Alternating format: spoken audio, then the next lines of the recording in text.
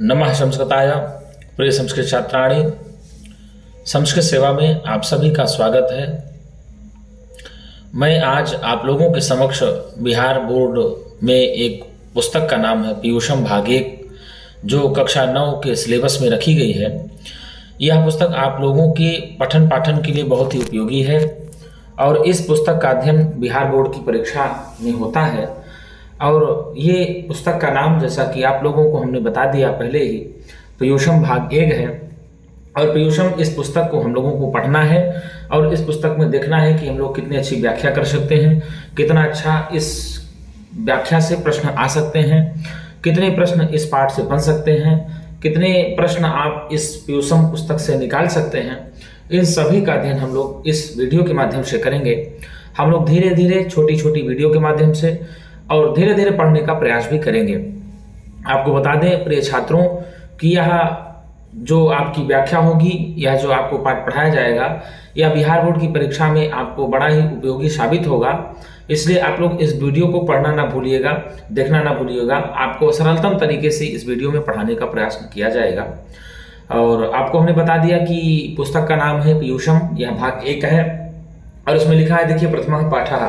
क्या लिखा है मेरे छात्रों?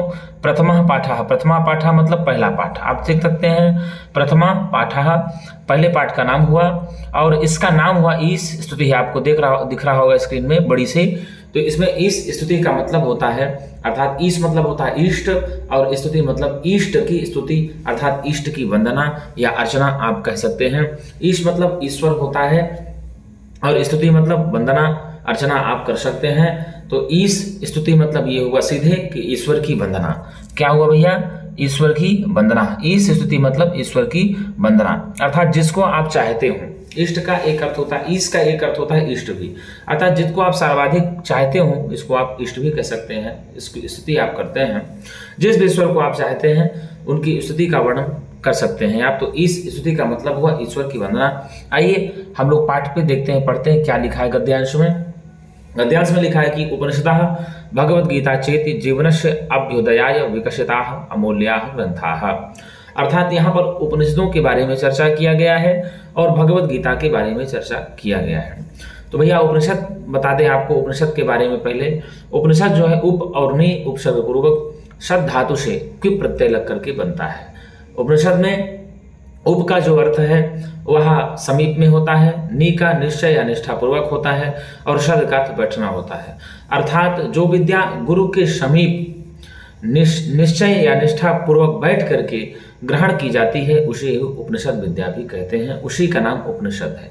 उपनिषदों की संख्या अगर बात की जाए तो 108 मानी जाती है। आपसे अगर बिहार बोर्ड में पूछ ले कि उपनिषदों की संख्या कितनी है तो आप निधड़क होकर के बताएंगे कि उपनिषदों की संख्या 108 है। और बता दें आपको कि उपनिषदों की संख्या 108 तो है, लेकिन 10 उपनिषदों पर भगवान शंकराचार्य जी ने भाष्य किया है। हमारे आदि शंकराचार्य जी हैं, उनका भाष्य 10 उपनिषदों पर मिलता है और 108 संख्या जो उपनिषदों की है वो मुक्तकोपनिषद के अनुसार मानी जाती है।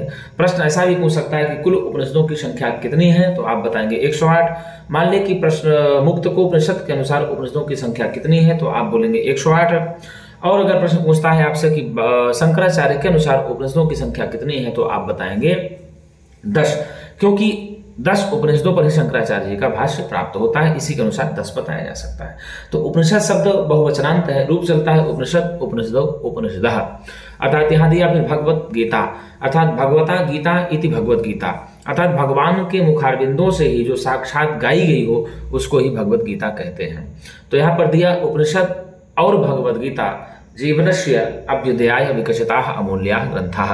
अर्थात उपनिषद और जो भगवत गीता है यह मानव जीवन के अभ्युदय के लिए या कल्याण के लिए विकसित हुए ग्रंथ हैं। कैसे ग्रंथ हैं? तो अमूल्य ग्रंथ हैं। आपसे प्रश्न पूछ लेगा कि जीवनस्य अभ्युदयाय विकसिताः अमूल्याः ग्रंथाः के, तो आप बताएंगे उपनिषदः भगवद गीता चेति।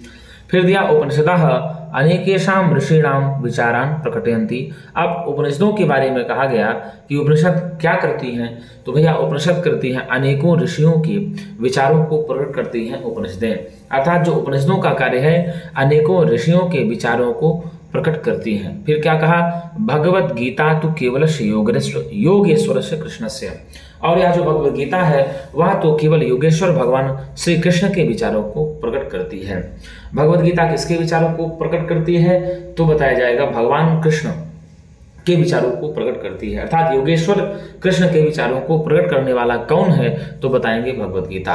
और अनेकों ऋषियों के विचारों को प्रकट करने वाला कौन है? तो बताएंगे आप उपनिषद। उपनिषद किनके विचारों को प्रकट करती हैं? तो आप बताएंगे अनेकों ऋषियों के। आगे दिया उभयत्रापि परमात्मनः सर्वशक्ति संपन्नता दर्शिता। इन दोनों जगहों पर भी परमात्मा की शक्ति संपन्नता दिखाई गई है या दिखाई देती है, अर्थात उभयत्रापि कहां कहां? तो उपनिषद और भगवद गीता में।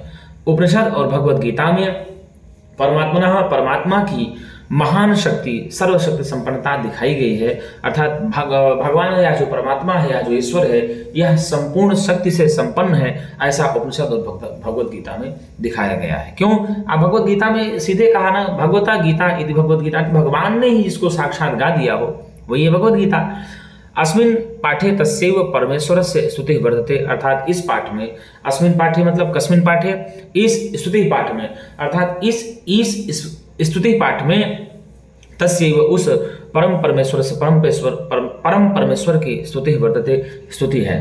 तो इस प्रकार से हम लोगों ने पढ़ा कि उपनिषद और भगवद गीता मानव जीवन के अभ्युदय कल्याण के लिए विकसित हुए मूल ग्रंथ हैं, और उपनिषद अनेकों ऋषियों के विचारों को प्रकट करती है, और भगवद गीता तो केवल योगेश्वर कृष्ण के विचारों को प्रकट करती है। और इन दोनों जगहों पर परमात्मा की सर्वशक्ति संपन्नता दिखाई जाती है या दिखाई देती है। अस्मिन् पाठे तस्यैव परमेश्वरस्य स्तुतिः वर्तते, इस पाठ में उस परमेश्वर की स्तुति है। अब पूछ लेगा अगर प्रश्न आपसे कि मानव जीवनस्य अभ्युदयाय विकसिताः अमूल्याः ग्रन्थाः के, तो आप उत्तर देंगे उपनिषदः भगवद गीता चेति। फिर पूछेगा उपनिषदः अनेकेषां ऋषीणां विचारान् प्रकटयन्ति, पूछ लेगा कि कौन अनेकों ऋषियों के विचारों को प्रकट करती हैं, तो आप बताएंगे उपनिषदें। प्रश्न पूछ लेगा कि उपनिषदों की संख्या कितनी है, तो आप बताएंगे 108। प्रश्न पूछ लेगा कि भगवान शंकराचार्य जी ने कितने उपनिषदों पर भाष्य किया, तो आप बताएंगे 10। अब पूछ लेगा मान लीजिए आपसे कि भगवान योगेश्वर कृष्ण के विचारों को प्रकट करने वाला कौन है, तो आप बताएंगे भगवद गीता। अब भगवद गीता में एक बता दें आपको कि 18 अध्याय हैं। कितने अध्याय हैं? अगर आपसे पूछ ले कि भगवद गीता में कितने अध्याय हैं, तो आप बताएंगे 18। पूछ ले भगवद गीता में कितने श्लोक हैं, तो आप लगभग बताएंगे 700 श्लोक माने जाते हैं। उभयत्रापि परमात्मनः शक्ति संपन्नता दर्शिता, अर्थात कहाँ पर परमात्मा की सर्वशक्ति संपन्नता दिखाई जाती है, दिखाई देती है, अगर प्रश्न आता है तो आप बताएंगे उपनिषद और भगवद गीता में परमात्मा की सर्वशक्ति संपन्नता दिखाई जाती है। अस्मिन् पाठे तस्यैव परमेश्वरस्य स्तुतिः वर्तते, अर्थात कस्मिन् पाठे उस परमेश्वर की स्तुति का वर्णन किया गया है, तो आप बताएंगे इस पाठ में उस परमेश्वर की स्तुति का वर्णन किया गया है। और आपको संक्षेप में बता दें कि उपनिषद जो है वेद का अंतिम भाग है, और वेदों की संख्या जान लीजिए। आपकी वेदों की संख्या के बारे में बात कर लिया जाए तो वेदों की संख्या 4 हैं, ऋग्वेद, यजुर्वेद, सामवेद और अथर्ववेद। ऋग्वेद, यजुर्वेद, सामवेद और अथर्ववेद। ऋग्वेद के आचार्य पैल हैं, यजुर्वेद के तो इस प्रकार से आपको बता दिया गया। तो वेद हुए 4, ऋग्वेद, यजुर्वेद, सामवेद और अथर्ववेद। अब इनके वेदांग भी हैं जो जिनकी संख्या 6 मानी जाती है। कौन कौन सी है भैया? तो शिक्षा, कल्प, व्याकरण, निरुक्त, छंद और ज्योतिष। कौन कौन सी है? शिक्षा, कल्प, व्याकरण, निरुक्त, छंद और ज्योतिष। ये 6 वेदांग हैं। 4 उपनिषद, 6 वेदांग। वेदांग मतलब क्या होता है? वेद का अंग ही वेदांग कहा जाता है। वेदानाम अंगानि वेदांगानि, अर्थात जो वेद के अंग हैं वही वेदांग कहे जाते हैं। संस्कृत में वेदांगों की संख्या की बात किया जाए तो वो 6 हैं। 4 वेद, 6 वेदांग और 18 पुराण। पुराणों की भी संख्या बात किया जाए तो 18 पुराण है। भगवद गीता में 18 अध्याय माने जाते हैं। लगभग 700 श्लोकों वाली यह भगवद गीता मानी जाती है। तो इस प्रकार से आपको बिहार बोर्ड में प्रश्न पूछेगा। जितना हमने चर्चा आपसे प्रश्नों की इन प्रश्नों के अलावा भी हम आपको एक अलग से वीडियो प्रश्न की लेकर के आएंगे कि कैसे प्रश्न कितने बन सकते हैं, किस प्रकार से कहाँ से प्रश्न बन सकते हैं। ये सब ध्यान देते हुए हम आपको बिहार बोर्ड की परीक्षा में आसानी बनाने के लिए एक नई वीडियो के साथ पुनः आगे मिलेंगे। प्रिय छात्राणी, तब तक के लिए नमः संस्कृताय।